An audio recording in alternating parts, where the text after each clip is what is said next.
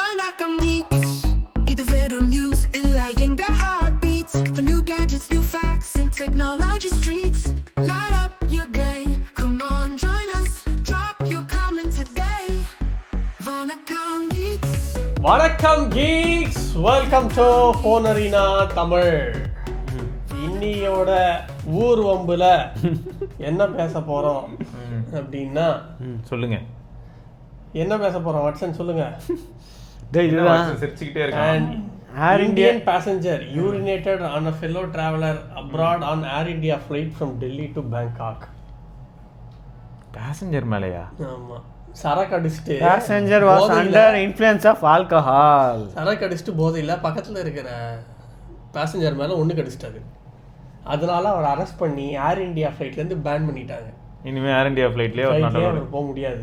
எனக்கு என்ன ஒரு டவுட்னா, இதெல்லாம் ஏன் ஏர் இந்தியால மட்டும் நடக்குது, மிச்ச ஃப்ளைட்ல நடக்கிறது இல்ல அப்படின்னு ஒரு கேள்விகள் எழும்புது. கரெக்ட் தான். ஏன்னா கக்கூஸ்ல அந்த பேப்பர் அடைச்சி பிரச்சனை இருக்கட்டும், இந்த மாதிரி ஒண்ணு கடிக்கிறதா இருக்கட்டும், பேசஞ்சர் குடி போதையில ஏர் ஹாஸ்டஸ் அடிக்கிறதா இருக்கட்டும், இதெல்லாம் போன வருஷம் நடந்து பெரிய கேஸ். பாஸ்ட் 2 years வந்து ரிப்போர்ட் பண்ணிருக்காங்களாமே இந்த மாதிரி ஆல்கஹால் குடிச்சிட்டு இந்த மாதிரி நிறைய இதுக்கு முன்னாடி என்னடா இவ்வளவு அசால்ட்டா சொல்றீங்க? இதெல்லாம் எல்டர்லி உமன் மேல இந்த 2024 நவம்பர்ல வந்து இந்த மாதிரி நடந்திருக்கு. இந்த மாதிரி யூரின் பாஸ் பண்ணிருக்காங்க. இதுல அது வந்து எல்டர்லி உமனா? ஆமா, யுவன் மேல எதனாலன்னா போகும்போது பாத்ரூம் வந்து யாரோ ஆக்குபை பண்ணிருந்தாங்க போல, அதனால தலைவனுக்கு அவசரமா வந்துச்சு. அதனால ஒரு பாட்டி மேல யூரின் அடிச்சிட்டாரு. அதனால அவரையும் பேன் பண்ணி இது பண்ணிட்டாங்களா? அதுவும் கேஸ் ஆச்சு, அரெஸ்ட்லாம் பண்ணாங்க அவரை. அப்புறம் மார்ச் 2023லயும் ஸ்டூடெண்ட் யூஎஸ் வந்து யூஎஸ்ல அமெரிக்கன் ஏர்லைன்ஸ் ஃப்ளைட்ல வந்து இது பண்ணி இப்போ பேன் பண்ணியிருக்காங்க. அதுதான், எந்த ஊருக்கு போனாலும் நம்ம நாட்டு மானத்தை வாங்கறதுல முதல்ல இருக்கிறது இந்தியன் தான். அது பேங்காக்கா இருக்கட்டும், யூஎஸ்ஆ இருக்கட்டும், யூகேவா இருக்கட்டும், வேற ஏதாவது ஒரு நல்ல கண்ட்ரியா இருக்கட்டும், ஏதாவது ஒண்ணு பண்ணி மாட்டுறது. ஆனா இந்த மாதிரி கேஸ்லாம் அவ்வளவு ஈஸியா பார்த்தது இல்லை. எனக்கு அதான் ஆச்சரியமா இருக்குடா. பாதி ரிப்போர்ட் ஆகிறது இல்ல. இப்போ பேங்காக்கில் வந்து பீச்சில் ஒருத்தன் யூரின் அடிச்சுக்கிட்டு இருந்தான், அதை பார்த்து காண்டானாங்க லோக்கல்ஸு. இன்னொன்று வந்து கம்போடியாவா என்ன இடம்னு தெரில, அங்கே வந்து புத்தர் சிலை இருக்கு, மேலே மாங்காய் இருக்கு. ஏதோ ஒரு ஆண்டி, நம்ம ஊர் ஆண்டின்னு நினைக்கிறேன், புத்தர் அந்த மடி இருக்குல்ல, அது சாமி ஆக்சுவலா. புத்தர் மடி மேலே ஏறி அந்த மாங்காவை பறிக்குது. கீழே வந்து ஃபுல்லாக கமெண்ட்ஸாக பச்சை பச்சையாக கழுவி ஊற்றிருந்தானுங்க. இது ரிலீஜியஸாக போய்டும், அதனால நாங்கள் சொல்ல விரும்பலை. சரி, ஓகே. ஸோ பச்சை பச்சையாக கழுவி ஊற்றி, இதெல்லாம் இங்கேருந்து போன டூரிஸ்ட்டு, எல்லாம் டூரிஸ்ட்டு தான். அதுக்கப்புறம் ஏர் ஏஷியாவில் கும்பலாக ஒரு அங்கிள்ஸ் போயிருக்காங்க தாய்லாண்டில். அங்கே வந்து தாய்லாந்து நேட்டிவோ யாரோ ஒரு பொண்ணை வந்து ஃப்ளைட்டில் ஹராஸ் பண்ணியிருக்காங்க. இந்த மாதிரி போகிற இடம் எல்லாம் பர்ஃபார்மன்ஸ் பண்ணிக்கிட்டு இருக்காங்க நம்ம ஆளுங்க. அதுக்கப்புறம் இன்னொன்று ஒன்று இருக்கு, அது என்னன்னா, இது குஜராத்தோ ஏதோ ஒரு இடம், பாலி போயிருக்காங்க. அங்கே போயிட்டு ஹோட்டலில் தங்கியிருக்காங்க. வரும்போது 2 பொட்டி ஃபுல்லாக ஹோட்டலில் என்னென்னலாம் இருக்கும் ரூமில், ஃப்ளாஸ்க்கு கெட்டில் எல்லாத்தையும் எடுத்து பொட்டியில் அடைச்சிட்டு எஸ்ஸாக பார்த்துருக்காங்க. திடீர்னு செக் அவுட் பண்ணும்போது ரூம் சர்வீஸ் உள்ளே போயிருக்கான், ஒன்றுமே காணும். அதுக்கப்புறம் வந்து பார்த்தா எல்லாமே இவங்களோட பொட்டியில் கிடக்கு.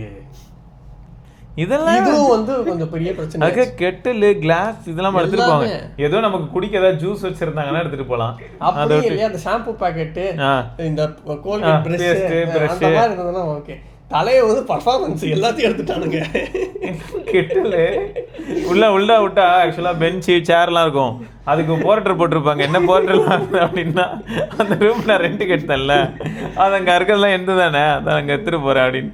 பெட்டு எல்லாம் எடுத்துகிட்டு கிளம்புவாங்களா அப்படி இருக்கும். அந்த வடிவேல் ஏதோ ஒரு படத்தில் உள்ளேருந்து எல்லாத்தையும் தூக்கிட்டு போவார் ஒரு ஹோட்டல்லேருந்து. கடைசியில் ஹோட்டல் ஓனரோட ஒய்ஃபையும் தூக்கிட்டு மாமா போயிட்டு வர அப்படின்ட்டு கிளம்பிட்டு இருப்பாங்களே, அப்படிதான் இருக்கு. கிரிஞ்சு ஒருத்தி video shows Indian family busted stealing from Bali hotel. என்னடா இதெல்லாம் அவங்களுக்கே தெரியாது, மாட்டிப்போன்னு தெரியாது அவங்களுக்கு. மாட்டிப்போம்லடா, எதெல்லாம் எடுத்துட்டு போலான்னு ஒரு விவசாய இல்ல, திருடத்துக்கு தான் பிளான் பண்ணிருக்காங்க. வச்சிருப்பாங்கடா, காசு கொடுத்துருக்கேன்ல. Why hotel items including hair dryer, soap dispenser, mirror, jars, இதெல்லாமே கடந்து கேட்டா வந்து நான் ரூமுக்கு காசு கொடுத்துருக்கேன்ல, இதெல்லாம் எனக்கு தான் சொந்தம், இதெல்லாம் வந்து நான் எக்ஸ்ட்ரா பே பண்ணிடுறேன், சாரி இதுக்கு நான் பே பண்ணிடுறேன்னு சொல்லியிருக்காங்க. லிங்கை நான் அனுப்புறேன். சாரி பே பண்றேன்னு சொன்னாங்களா? சுட்டுட்டு மாட்டிட்டாங்கல்ல, அதனால பே பண்றேன்னு சொல்லிட்டாங்க போல. ஸோ இந்த மாதிரி நிறைய நடந்திருக்கு. அதுதான் சொல்றேன், எல்லா இடத்துலையும் இப்போ வெளிநாடு போனால் நம்மளை வந்து சீப்பாக பார்க்கறது, ஒரு மாதிரி கீழே பார்க்கறது. ஏன் அப்படின்னா இந்த மாதிரி நிறைய பேர் பர்ஃபார்மன்ஸ் பண்ணியிருக்காங்க. இவங்களால தான். இப்போது யாராவது ஒருத்தர் வந்தாங்க அப்படின்னா ஒரு 10 பேர் இதே மாதிரி பண்ணாங்கன்னா உங்களுக்கு ஒரு இம்ப்ரெஷன் வந்துடும். வந்தாலே ஏதோ சுட போகிறான் இந்தியனு பார்த்து இருந்துக்க கிட்ட அப்படின்னு தான் சொல்லுவானுங்க. பர்ஃபார்மன்ஸ் இதெல்லாம் தான் பர்ஃபார்மன்ஸு. இப்போ நம்ம வெளிநாடு போகிறோம் அப்படின்னா நம்ம வந்து அந்த கண்ட்ரியை ரெப்ரசன்ட் பண்ணுறோம் அப்படின்னு ஒரு ரெஸ்பான்சிபிலிட்டி இருக்கணும். இல்லை, ஏன்னா இப்போ ஆஸ்ட்ரியா நான் போனேன் 2019. அங்கே வந்து பஸ் ஸ்டாண்டு சால்ஸ்பர்க்னு ஒரு இடம் இருக்குது. அங்கே வந்து நாங்கள் எங்கள் ஹோட்டலுக்கு போகிறதுக்கு ஒரு 10 கிலோமீட்டர் பஸ்ஸில் தான் போனோம். நானும் 2 பேர் ஏறி நின்றுக்கிட்டு இருந்தோம். அப்போ வந்து ஒரு லேடி வந்து சொன்னாங்க, வேர் ஆர் யூ ஃப்ரம் அப்படின்னு கேட்டாங்க. ஐ ஃப்ரம் இந்தியா அப்படின்னோம். எதுக்கு நின்றுக்கிட்டு இருக்கீங்கன்னா, அதுக்கப்புறம் இல்லை நாங்கள் டிக்கெட் எடுக்கிறதுக்கு நின்றுக்கிட்டு இருக்கோம் அப்படின்னாங்க. நாங்கள் சொன்னோம். அப்போ வந்து அங்கே டிக்கெட் வந்து ஒரு இது மாதிரி இருக்கும், கார்டு போட்டால் இதில் வந்துடும். ஸோ டிக்கெட்லாம் எடுக்க தேவையில்லை, நீங்கள் யாரும் வந்து செக்கெல்லாம் பண்ண மாட்டாங்க, அப்படியே போய் சும்மா உட்காந்துருங்க அப்படின்னாங்க. அதுக்கப்புறம் எனக்கு வந்து நோ சொல்கிறது வந்து இல்லை அதெல்லாம் பண்ண முடியாது அப்படின்றது எனக்கு சொல்ல வராது. ஸோ ஓகே மேம் அப்படின்னு சொல்லிட்டு நாங்கள் முன்னாடி போயிட்டோம். அப்புறம் நாங்கள் டிக்கெட் எடுத்து திருப்பி பேக்கில் வந்தோம். நான் தான் சொன்னேன்னே உங்களுக்கு, ஏன் நீங்கள் டிக்கெட் எடுக்கிறீங்க அப்படின்னு. இல்லை மேம் இதுதான் வந்து மாறல், நான் இப்படின்னு சொல்லலை, மாறல் அதுதான், நம்ம வெளிநாட்டுக்கு போகிறோம், டிக்கெட் எடுத்தோம். அதுக்கப்புறம் அந்த அம்மா கிட்ட பேசியிருந்தோம். நீங்கள் எங்கேருந்து மேம் அப்படின்னா, ஐ எம் ஃப்ரம் பாகிஸ்தான் அப்படின்னாங்க.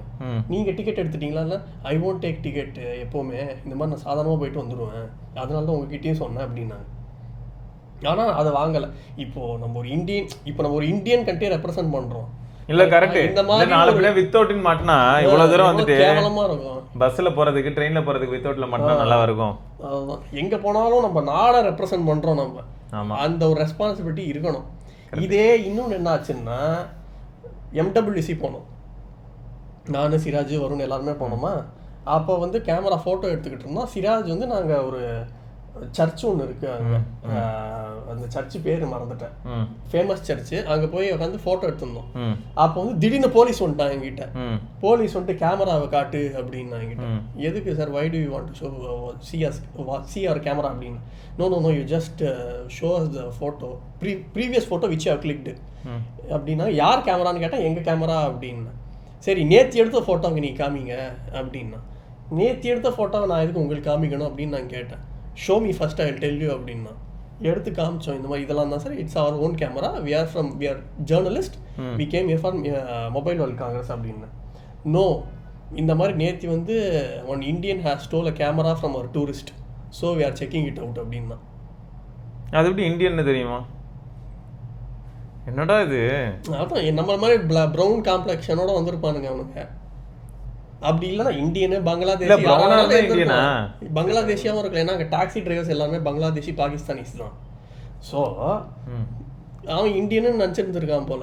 இல்லை எவனோ தேடிட்டான், நம்ம அசிங்கப்பட வேண்டியதாக இருக்கு. அதுக்கப்புறம் okay you may now go அப்படின்னா. இதெல்லாம் பார்த்துட்டு டே என்னடா பண்ணிக்கிட்டு இருக்கீங்க ஃபாரின் லேண்டில் அப்படின்ற மாதிரி தான் இருக்கு எனக்கு.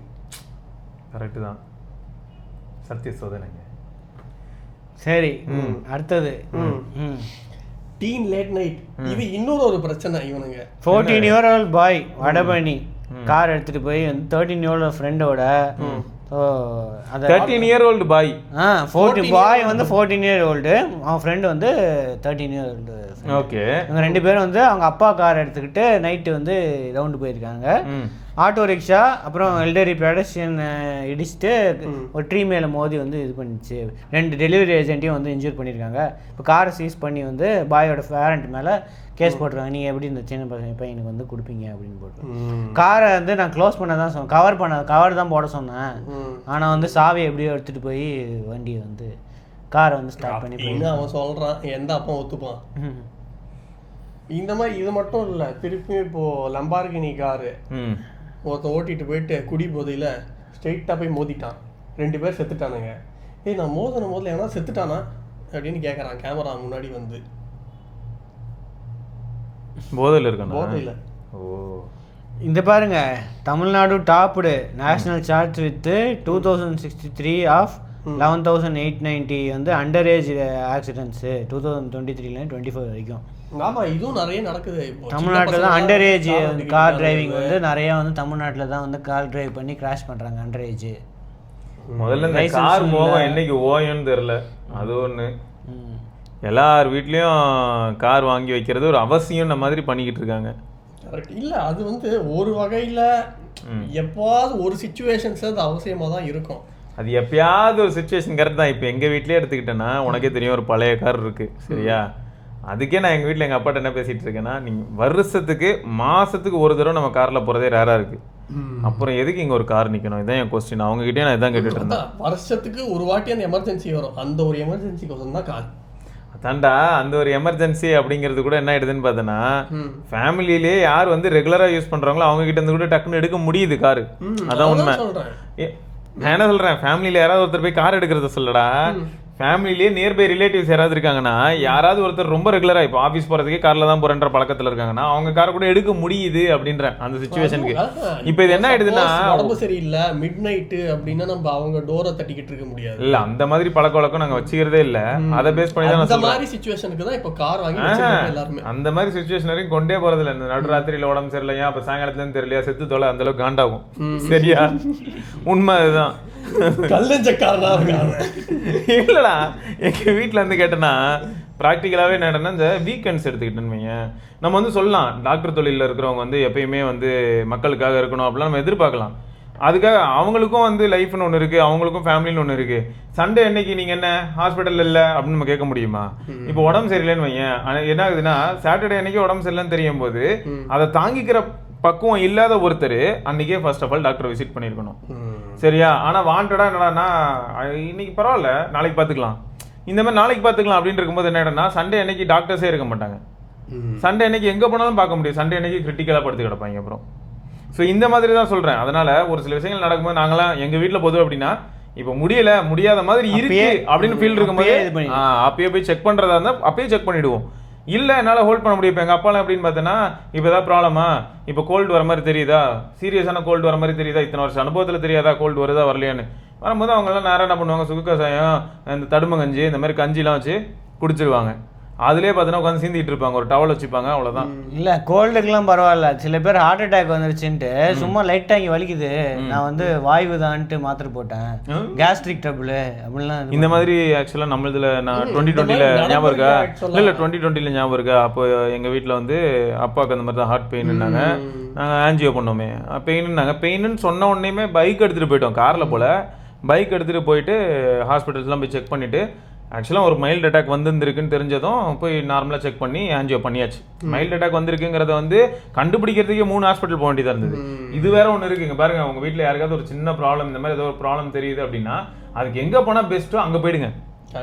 அது தெரியாமல் எங்கெல்லாம போனால் செமையாக இருந்ததுடா. ஃபர்ஸ்ட் ஒரு இடத்துக்கு போனோம், அவங்க வந்து என்னன்னா சும்மா உட்காந்து ECG மட்டும் எடுத்து பார்த்துட்டு இருந்தாங்க.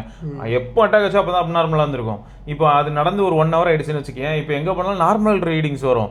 திரும்ப அங்கேருந்து வேற ஒரு இடத்துக்கு போகிறோம், வேற ஒரு இடத்துக்கு போனால் சும்மா ட்ரிப்ஸ் ஏற்றுறது இல்லாட்டி சும்மா ECG தான் எல்லாரும் அதுதான் பார்க்குறாங்க. ஆக்சுவல் ஹார்ட் ஸ்பெஷலிஸ்ட் கிட்ட போகும்போது அவர் என்ன பண்ணுறாரு, பிளட் டெஸ்ட் பண்ணுறாரு. பிளட் டெஸ்ட் பண்ணி இந்த மாதிரி ஹார்ட் அட்டாக் ஆகும்போது என்னென்ன மாதிரியான எக்ஸ்ட்ரா பிளட்ல என்னென்ன மாதிரியான ப்ரெசன்ஸ் இருக்கும் இல்லையா.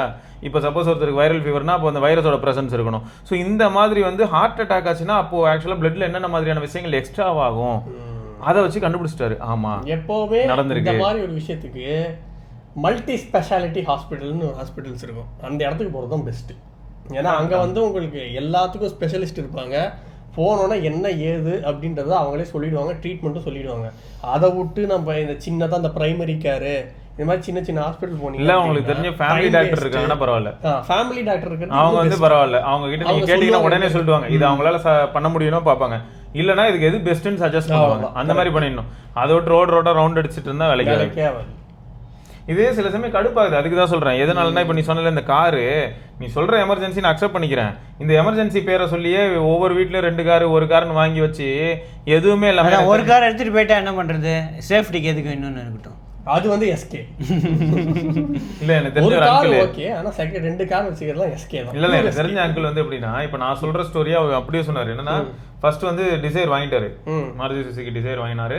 வாங்கி அது வேற வழியே இல்லாம வீட்டுல இருந்து 1.5 கிலோமீட்டர் தள்ளி இருக்கிற ஷெட்டில் கோர்ட்டுக்கு வேணும்னே எடுத்துட்டு வருவாரு. எதுக்குன்னா ஆன் பண்ண சொன்னாங்க, ஆன் பண்ணிக்கிட்டு இருக்கேன் அப்படின்னாங்க. இந்த மாதிரி ஒரு வருஷம் பண்ணாங்க. அதுக்கப்புறம் இல்ல எதுக்கு வாங்கினே தெரியல, இதுக்கு இது வரைக்கும் ஆன் பண்ணணுமே ஆன் பண்ணது ஒரு பக்கம், பேட்டரியை மெயின்டைன் பண்ணது ஒரு பக்கம், வாண்டடா 3 மாசத்துக்கு ஒருக்கா அது எப்படி கண்டிஷன் இருக்குன்னு செக் பண்ணது ஒரு பக்கம், வருஷத்துல 2-3 தடவை போய் அலைன்மெண்ட் பார்த்தது ஒரு பக்கம்னு இந்த செலவு எல்லாத்தையும் சேர்த்து பார்த்தேன்டா சிவா. எல்லாம் பார்த்ததுக்கு அப்புறம் என்ன தோணுச்சுன்னா கேப்ல கூட இந்த அளவுக்கு எனக்கு செலவு ஆகலடா அப்படின்னு. ஸோ இந்த ப்ராக்டிகாலிட்டிக்கு தான் சொல்றேன். உங்களுக்கு வந்து இப்போ உங்க வீட்டுல யாரோ ஒருத்தங்க இருக்காங்க, நிஜமா இப்போ விக்கி சொன்ன கேட்டகரியில் வைப்போம், அவங்களுக்கு வந்து அடிக்கடி உடம்பு சரியில்லாம போகும். இப்போ உங்க கிட்ட கார் இருக்குன்னு ஒரு அர்த்தம் இருக்கு. இப்போ எந்த அளவுக்கு போயிட்டு இருக்குன்னு நான் சொல்றேன். உங்க ஒய்ஃபை நீங்க கேர் பண்றதை நினைச்சு நான் சத்தியமா அந்த ரெஸ்பெக்ட் பண்றேன். எல்லார் வீட்லயும் எப்படி சொல்லுவாங்கன்னா மேரேஜ் ஆயிடுச்சு, ஒய்ஃப் வந்து கன்சீவ் ஆயிட்டாங்க, இப்போ நான் அவங்களை செக்அப்க்கு கூப்பிட்டு போறேன் அப்படின்னு சொல்லுவாங்க. ஸோ இதுக்காக நம்ம வீட்டில் ஒரு கார் இருக்கணும். இல்லாட்டி அடுத்து குழந்தை பிறந்துருது, அந்த குழந்தைய ஃபர்ஸ்ட் ஒரு 1 மந்த் நம்ம 1 இயருக்கு கொஞ்சம் பேம்பர் பண்ற மாதிரி இருக்கும், அடிக்கடி போய் ஊசி போடணும், அந்த மாதிரியான விஷயங்கள்லாம் இருக்கு. ஸோ குழந்தைய காப்பாற்றி கூப்பிட்டு போறேன். ஸோ இந்த மாதிரி ஒரு சில காரணங்கள் சொல்றாங்க. ஆனா நான் என்ன சொல்றேன், இந்த காரணங்கள்லாம் நான் பிறக்கும்போது இல்லையா அப்படின்னு தோணுது. அப்பயும் தான் கார் இருந்திருக்கும், அப்பயும் தான் இருந்திருக்கும். சரி நான் பிறக்கும்போது கூட ஒரு 10 வருஷம் முன்னாடி கூட இந்த ட்ரெண்ட் இல்லை, இப்போ கொஞ்சம் ஓவரா இருக்கு. இல்ல அது அப்போ வந்து அந்த பொல்யூஷன் இல்ல, சாப்பாடு கூட அப்ப பொல்யூஷன் போறது 1 கிலோமீட்டருக்குள்ள இருக்கிற ஹாஸ்பிட்டலுக்கு தான். நீ பொல்யூஷன் பத்தி எல்லாம் பேசாத இப்ப சரியா? ஏன்டா கார் எடுத்துட்டு என்னன்னா மார்க்கெட்ல 1.5 கிலோமீட்டர் தள்ளி இருக்கிற ஸ்டேஷன் ரோடு கிட்ட விட்டு போய் காய்கறி பர்ச்சேஸ் பண்றேன், கிராசரி பர்ச்சேஸ் பண்றேன்னு ஒரு சிலர் கிளம்புறாங்க. இதுல என்ன சொல்லுவேன், என்ன நீ சும்மா சிவகார்த்திகேயனை கூப்பிட்டா போதுமா? நானும் பார்த்துட்டு இருக்கேன் அப்ப இருந்து. புரியுது இல்ல, ஃபேக்ட் அதுதான். அவர் மட்டும் வந்து என்ன பண்ணுவாரு, எல்லாரும் இப்படிதான் இருக்காங்க. நானே கார் எதுக்கு வாங்கினேன் அப்படின்னா எனக்கும் என் வைஃப்க்கும் இல்ல, பெட்ஸுக்காக ரெஸ்கியூ பண்றதுக்கு யூஸ்ஃபுல்லா இருக்கு. ரெஸ்கியூக்கு அதுக்கு தான். இப்போ இவன் இந்த மாதிரி யோசிச்சிட்டு இருக்கானா, ரெஸ்கியூக்கு கூட பேசாம ஒரு இது மாருதி எக்கோ எல்லாம் இருக்கு இல்லையா, அந்த மாதிரி ஒன்று வாங்கிட்டு ஸ்லைடிங் டோரோட வாங்கிட்டு பெட்ஸுக்கு பேக்ல இருக்க சீட் எல்லாம் தூக்கி போட்டா அவங்களுக்கு கம்ஃபர்டபுளா இருக்கும்னு யோசிச்சுட்டு இருக்கான் விக்கி. இல்ல ஏதோ ஒரு பர்பஸ் இருந்தா பரவாயில்ல, பட் எல்லாரும் வாங்கிடுறது. நான் இப்போ வாங்கினவங்களை குற்றம் சொல்லணும்னு சொல்லுங்க, வாங்கினதுக்கு அப்புறம் பாத்தீங்கன்னா அதுவே ஒரு பர்டனா தான் வாங்கினவங்களுக்கு மாறி இருக்கு. பட் இப்போ ஒரு சிலர் வாங்கணும்னு நினைப்பாங்க. ஆமா வாங்கணும்னு இப்போ ஒரு சிலர் நினைப்பாங்க, அவங்களுக்கு இது வந்து மேபி இப்போ தோணலாம். அப்ப நான் வாங்கினாலும் எனக்கு இப்படிதான் இருக்குமா? நீங்க ஃபர்ஸ்ட் அந்த கார் எந்த அளவுக்கு யூஸ் பண்ணுவீங்கன்னு யோசிங்க. யூஸ் கேசஸ் ரொம்ப கம்மியா இருக்கும் பட்சத்துல வேஸ்ட் தான், அதுக்கு டாக்ஸியே பெட்டரா ஃபீல் ஆகும். இப்போ என்னாச்சுன்னா ஓப்பனா சொல்லணும்னா இல்ல அப்படின்னா உங்களுக்கு எனக்கு கார் வேணும் அப்படின்ற பட்சத்துல புதுசு போகாதீங்க, நிறைய செகண்ட் ஹேண்ட் கார்ஸ் இருக்கும், அதுல எது நல்ல காரோ அதை நீங்க பார்த்து வாங்கினீங்கன்னா இந்த மாதிரி தண்டத்துக்கு டாக்ஸ் கட்ட தேவையில்ல. இப்போ தார்லாம் 13-14 லட்சத்துக்கு இருக்கு, 5 டோர் பேஸ் வேரியன்ட் நான் சொல்றேன், 14-15 lakhs இருக்கு. ஆனா அது ஆன் ரோட் அப்படின்னு கொண்டு வரும்போது 22 lakhs. பாத்துக்கங்க. தார் அப்படின்னு சொல்லும்போது தார் வச்சிருக்கிற ஒருத்தர் வந்து அப்படியே இந்த தார் கண்ணிகள் இஷ்டாரு எதுக்கு அவர் எதுவுமே போடல, சும்மா அப்படியே. இங்க என்ன இண்டிகேட்டர் போடுறது, இவர் போன செவுத்துல தான் மோதி இருப்பாரு அந்த பையனை மோதாம. அவர் ஏதோ போன் நோண்டிட்டு இருந்திருக்காரு, யாருக்கு தெரியும். இந்த தார் கண்ணிகள், கிரெட்டா கண்ணிகள், ஃபார்ச்சுனர் கண்ணிகள் எல்லாருமே வந்து என்ன நினைச்சிட்டு இருக்காங்க அப்படின்னா, இந்த கார் வாங்கிட்டேன் அப்படின்னா இந்த ரோடு எங்களுது, நாங்க இஷ்டத்துக்கு. அந்த பையன் பாவம் இல்ல, அவன் பயங்கரமா விழுந்தானே, வாரமா தான் போய்கிட்டு இருக்கான். எதுவுமே சொல்லாம கொள்ளாம அப்படியே டப்புன்னு. இது எங்க இங்கதானா? இல்ல தெரியல. காரோட போர்டு தெரிஞ்சதுன்னா பார்வட்சா எந்த கண்ட்ரி? இது நம்ம அந்த பெருங்குடிச்சி போர்டு தெரியல. இது இந்த இடம் மாதிரி இருக்கு பாருங்க, நம்ம பழைய ஆபீஸ் அடையாருக்கு திரும்ப வந்துடுமா லெஃப்ட்? இல்லடா இதுக்கு மேல ஏதோ ஓவர் பிரிட்ஜ் எல்லாம் இருக்கு. தெரியல, ரயில்வே ஸ்டேஷன் அது தெரியல. இந்த மாதிரி பறக்குமுறை தெரியல, நம்ம ஊரான்னு தெரியல. சொல்றதெல்லாம் வச்சு பார்த்தா ஓகே, கொஞ்சம் மேட்ச் ஆகுது தான். ஆனா பில்டிங்லாம் தெரியலையே, டைடல் பார்க்லாம் காணுமே. அது பின்னாடி இருக்கும், பின்னாடி இல்ல போற வழி மாதிரி தான் இருக்கு. ஏன்னா லெஃப்ட் சைடுல தான் வரும். ஓவர் டேக்கிங் ட்ராக் தெரியல. ஓவர் டேக்கிங்கா? யார் ஓவர் டேக் பண்றா? கொலை பண்ணிடுவேன். அவன் தோரத்தை கேவலமா ஓட்டிட்டு ஓரமா போயிட்டு இருந்தானே ஓவர் டேக்கிங்கா? Suddenly stop the vehicle in middle of the road. அதனால பின்னாடி வரவங்க எல்லாம் டப்புன்னு. இதெல்லாம் நம்ம போன எல்லாரும் ஆக்சுவலா டியூரபிலிட்டி டெஸ்ட் பண்ணிருக்காங்க போல. இதெல்லாம் நம்ம போன வாட்டியே பேசினதுதான். கேர்ள்ஸ்க்கு வந்து டிரைவிங் லைசென்ஸ் எல்லாருக்கும் கொடுத்தா என்ன ஆகும்? அது என்ன கொடுமைனா கேர்ள்ஸ் மட்டும் இல்லடா, பாய்ஸ் எல்லாரையும் கூட வச்சுக்க. என்னது இது?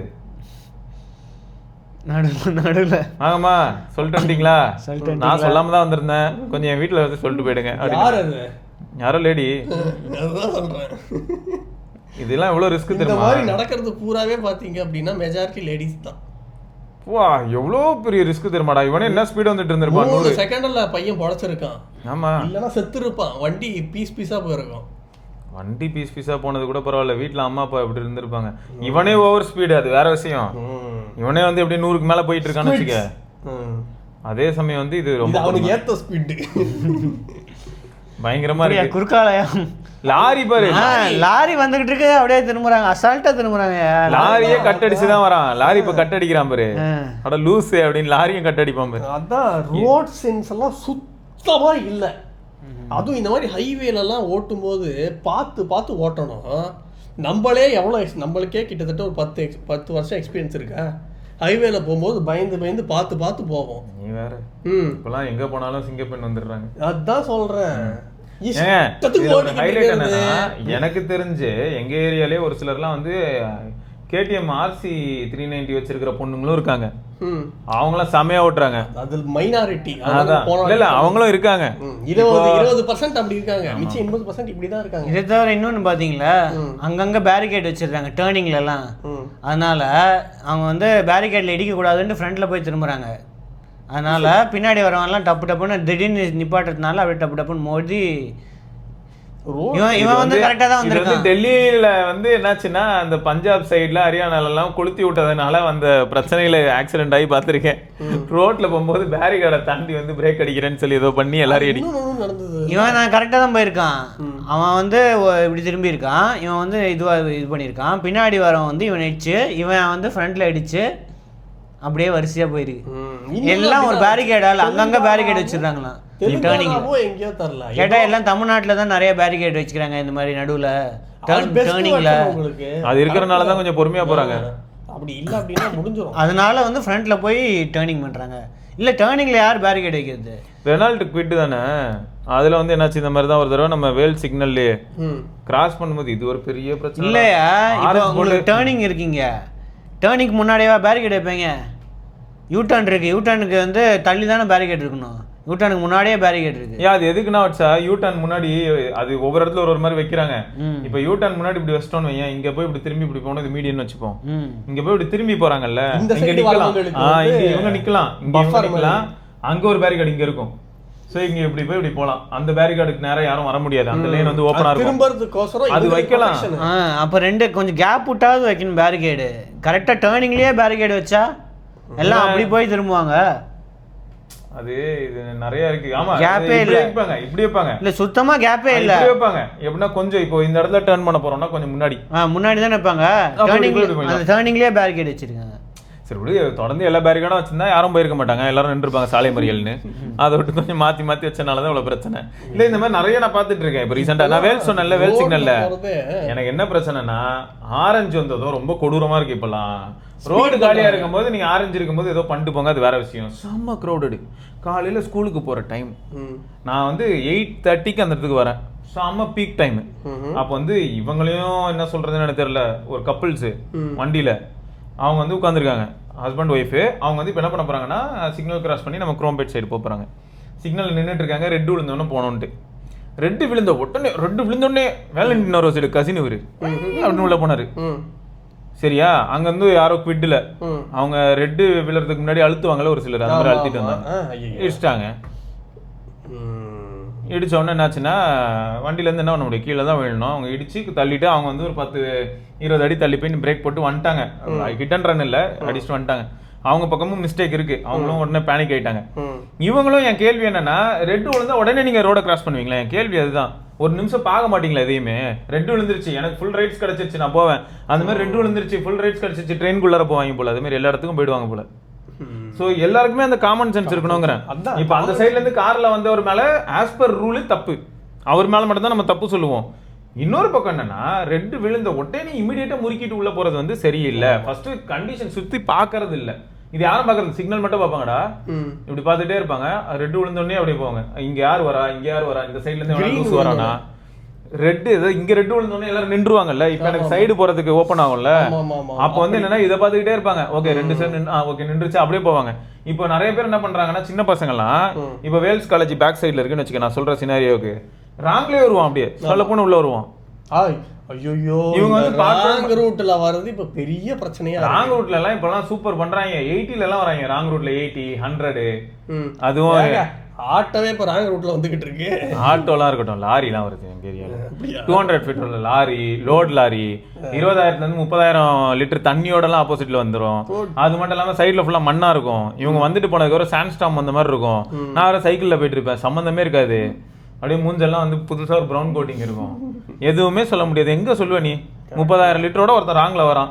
இதுல ஹைலைட் என்னன்னா, நீ சொன்ன சிச்சுவேஷன் இன்னைக்கு அப்படியே நடந்துச்சு. எங்கன்னா நம்ம கீழ்கட்டில சிக்னல் தாண்டி வரும்போது சாமா ஃபாஸ்டா ஒரு லாரி ஃபுல் லோடு தண்ணி ஓகே வந்துட்டு இருக்கான். அவன் பாட்டுக்கு 60 கிலோமீட்டர் வேகத்துல வரான். அதுவே ஃபாஸ்ட் தான். அந்த லோடு தண்ணிக்கெல்லாம் அடிச்சா நிக்காது.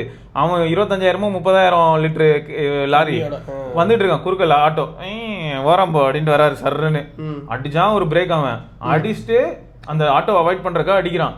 தண்ணி சும்மா சைட்ல சல்லுன்னு அடிக்குது. எவ்வளவு ப்ரெஷர் கிரியேட் ஆகும் டேங்க்ல. அதுக்கப்புறம் அந்த ஆட்டோ அது பாட்டுக்கு போயிடுச்சு.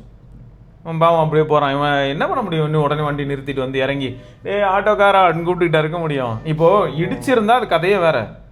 பொசுங்கி இருப்பானுங்க அவனுங்க. பொசுங்கிறதெல்லாம் இருக்கட்டும். பட் பாரு ஒரு லைஃப். இப்போ இந்த ஆட்டோக்காரர் பண்ண மிஸ்டேக்லேயே இவருக்கு ஒரு ஃபேமிலி இருக்கும், கிட்ஸ் இருப்பாங்க, எல்லாரோட தலையெழுத்து மாறும். இதுதான் எரிச்சலா. அது ரோட் ரூல்ஸ், ரோட் சேஃப்டி ஜீரோங்க. சரியா? ரீசெண்டா ஒரு சைக்கிளிஸ்ட காமாட்சி ஹாஸ்பிட்டல் கிட்ட நட்டுக்க வச்சுட்டாங்க. தட்டி உள்ள விட்டு மார்ஷ்லாண்ட் உள்ள விழுந்து செத்து போனார் போல. அந்த மாதிரி வந்து அப்புறம் முன்னெல்லாம் என்ன பண்ணுவோம்னா அவுட்டர் ரிங் ரோடு போவோம். அவுட்டர் ரிங் ரோட்ல போய் நாங்க சைக்கிள் ஓட்டுவோம். அவுட்டர் ரிங் ரோட் போலான்னு பார்த்தா ட்ராக் சைக்கிளிஸ்ட் இருப்பாங்கல்ல, அவங்க எல்லாம் வெளில எப்பயாவது போய் ஓட்டுவாங்க. அந்த மாதிரி ஓரமா ஓட்டிட்டு இருந்த ஒருத்தர் யாரோ கார்ல போய் இடிச்சிட்டாங்க. பின்னாடி வந்து இடிச்சு தள்ளி காலி பண்ணிட்டாங்க, செத்துட்டாரு. இந்த மாதிரி நிறைய பேர் இடிக்கிற நிலைய இப்பெல்லாம் என்ன ஆயிடுச்சு தெரியுமா? சென்னை சிட்டிக்குள்ள மட்டும் தான் நான் ஓட்டிட்டு இருக்கேன் சைக்கிள். பரவாயில்லடா, நான் இங்கேயே ஓட்டுறேன், வேகமாவே போக முடியாது. ஹைவேலாம் பைக் ஓட்டுறதே பயமா இருக்குங்கிற நானு. இது சைக்கிள் வேற. அடுத்து என்ன பண்றது? தார் கன்னிகள் எங்க போயிட்டு இருக்காரு? நான் இது பாத்துருக்கேன். எங்க போறாரு அவரு? இந்த யாரோ மினிஸ்டர் பொலிட்டிஷியனோட எங்கன்னு போட்டுருந்தான். இடம் இல்ல, ஏதோ இது வந்திருக்கான். நிறைய ஃபைன் இருக்காமே, லட்சக்கணக்கில் வந்து ஃபைன் இருக்காங்க இந்த பொலிட்டிஷியன். இந்த ஏத்திட்டு போய்க்கினே இருப்பான். எதுல ஏத்துறான் அவன்? வண்டியெல்லாம் இடிச்சு தள்ளிட்டு போயிட்டே இருப்பான். இவனுக்கு வந்து லட்சக்கணக்கில் ஃபைன் இருக்காங்க, இன்னும் கட்டல. இன்னும் கட்டல.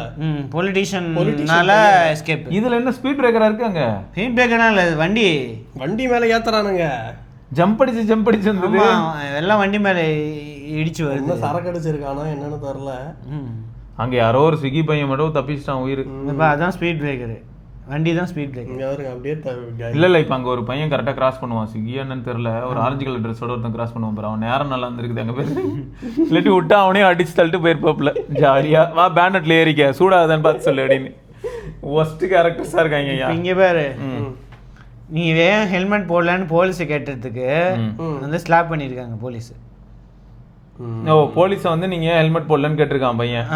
நீ வந்து அடிச்சிருக்க, நான் என்ன வேணா பண்ணுவேன், உங்களுக்கு என்ன கேட்டா இதை கேமரா இருக்கிறத பார்த்துட்டு எதுக்கு அடிச்சிங்கன்னு கேட்டதுக்கு, இல்லை நீ பேட் வேர்ட் பேசினல, என்ன திட்டினல, அதுக்கு தான் வந்து அடிச்சேன் சார். சாரி சார், கடந்த 1 hour ரெக்கார்ட் ஆகிட்டு இருக்கு சார். மாட்டிக்கிட்டீங்க சார்.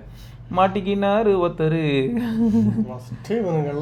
போலீஸ் எல்லாம் கேள்வியே இவங்க தான் எக்ஸாம்பிளா இருக்கணும். பசங்களுக்குலாம் யூனிஃபார்ம் சர்வீஸ்னா எப்படி ஒரு ஃபீல் அப்படிங்கிறதுக்கு இவங்களை பார்க்கும்போது தான் தெரியணும். இதுல வந்து நம்ம ஊர் ஆளுங்க வந்து பரவாயில்ல. ரீசெண்டாக ஆக்சுவலாக ஒரு ஷூட் மாதிரி ஒர்க்கு அப்போல்லாம் கூட அவங்க செம்மையாக பேசினாங்க. அவங்க வந்து எப்படின்னா ஃபர்ஸ்ட் எங்களை கூப்பிட்டாங்க, விசாரிக்கிறது எப்பயுமே மாசில், அதுக்கே நாங்கள் கலாச்சிட்டு இருந்தோம். இங்கேருந்து நடந்து போகும்போது முணுமுணுத்துக்கிட்டே போவோம்ல, என்னன்னா ஆமாயா யாரெல்லாம் பிடிக்குமோ விட்டுருங்க, எங்களை பிடிங்க. எதுக்குன்னா அந்த இது 15 Ultra எடுத்துகிட்டு போயிட்டு ஃபோட்டோலாம் எடுத்துகிட்டு இருக்கும்போது ட்ரைபாடோடலாம் சுற்றிட்டு இருந்தோமா, பீச்சில் வச்சு பிடிச்சாங்க. ஓகேயா, பிடிச்சிட்டு அந்த ஸ்டோன் மாதிரி இருக்குமேடா அந்த சைடில், நேப்பியர் பிரிட்ஜ் சைடில், அங்கே போகலான்னு பார்த்தோம். அப்போ பிடிச்சாங்க. நாங்கள் ஒன்றா அப்படி சொல்லிட்டு ஆமாம் எங்களை பிடிங்க, யாரெல்லாம் பிடிக்கணுமோ விட்டுருங்க அப்படின்னு சொல்லிட்டே போனோம். அப்புறம் பார்த்தா அவங்களுக்கு செம்ம பாவமாக இருந்ததுடா நிஜமா. யூனிஃபார்ம் டு சர்வீஸ் எவ்வளோ கெத்து. அந்த இடத்துல பாதுகாப்புக்காக நிற்கிறாங்க. ஏன்னா அவ்வளோ பெடஸ்ட்ரியன்ஸ் வராங்க, சிவிலியன்ஸ் வராங்கன்னு சொல்லிட்டு பாதுகாப்புக்காக நிற்கிறாங்க. ரொம்ப நேரம் பேசிட்டு இருந்தாங்க. தம்பி ஐஃபோன் வாங்கினேன் தம்பி, கோடு விழுந்துருச்சு அப்படின்னு ஆரம்பிச்சார் ஒரு எஸ்ஐ. பாவமாக இருந்தது. ஓ ரைட்டு, ஐஃபோன் வாங்கி கோடு விழுந்ததா, சரி போகும்போது அட்லீஸ்ட் பேக்கப் எடுத்துகிட்டு போங்க, காசு கேட்டால் கொடுக்காதீங்க. அவங்கள வந்து ரொம்ப நேரம் வச்சு வறுத்து எடுத்துட்டு ஃபோனுக்கு டிஸ்பிளே சும்மா மாற்றிட்டு வாங்க அப்படின்னு சொல்லியிருந்தோம். அது மாதிரி நிறைய பேசிகிட்டு இருந்தோம். அப்புறமா பார்க்கும்போது இப்போ நாங்கள் முணுமுணுத்துட்டே போகிறோம்ல, டிப்பிக்கல் ஹியூமன் மென்டாலிட்டி நமக்கு கடுப்பாகும். ஏன்னா நம்மளே செம வெயில், நாங்கள் நிற்கும் போது 11 AM வெயில் அப்படி அடிக்கும் நம்ம ஊரில். இப்போ தான் ஏதோ நேற்று மழை பெஞ்சது, இதுக்கு முன்னாடி எப்படி இருந்தது. ஸோ போனதுக்கப்புறம் என்னாச்சுன்னா அவர் வந்துட்டு இந்த மாதிரி பேசிகிட்டு இருந்தார். பேசிகிட்டு இருந்ததுக்கப்புறம் பார்க்குறேன் இவங்க போய் கடலுக்குள்ளே யாரும் போகக்கூடாதுன்னு சொல்கிறாங்க. ஏன்னா அங்கே ஏதோ டெத்து, யாரோ சூசைடா இல்லாட்டி என்னன்னு தெரில, அதுதான் மேட்ரு. அப்புறம் சொல்கிறாங்க அதனால தான் அலோவ் பண்ணல யாரையும் அப்படின்னு சொல்லிட்டு இருந்தாங்க. ரொம்ப நேரம் பேசிகிட்டு இருந்தோமா, அந்த ஃபோன்லாம் பற்றி பேசிகிட்டு இருந்தோம், பெய்டு இன்ஃப்ளூயன்சர்ஸ் பற்றிலாம் கேள்வி வந்தது, அதெல்லாம் பேசிகிட்டு இருந்தோம்.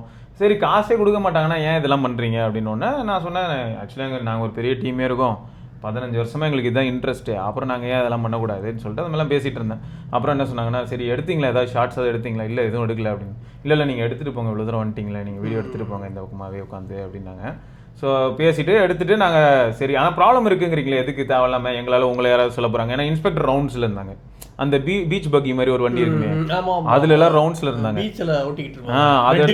ஆமா அதுல ரவுண்ட்ஸ்ல இருந்தாங்க எல்லாரும் போலீஸ்னு போட்டு, ஏதோ ப்ராப்ளம் போலடா, அதனால சரி இவ்வளவு சென்சிட்டிவா இருக்கு எதுக்கு தேவையில்லைன்னு.